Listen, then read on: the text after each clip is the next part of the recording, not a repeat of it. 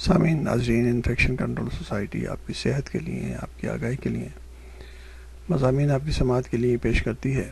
دل کو صحت مند رکھنے کے لیے چند آسان طریقے آپ کو بتائے جا رہے ہیں اور جن کو آزما کر آپ اپنے دل کی صحت کو بہتر رکھ سکتے ہیں۔ کچھ غیر متوقع غذائیں کھائیں۔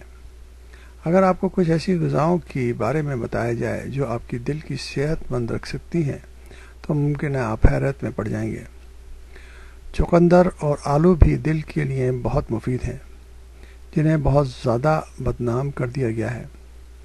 ان سبزیوں میں پوٹاشیم کی مقدار زیادہ ہوتی ہے اور یہ وہ معدن ہے جو بلڈ پریشر کو قابو میں رکھتا ہے۔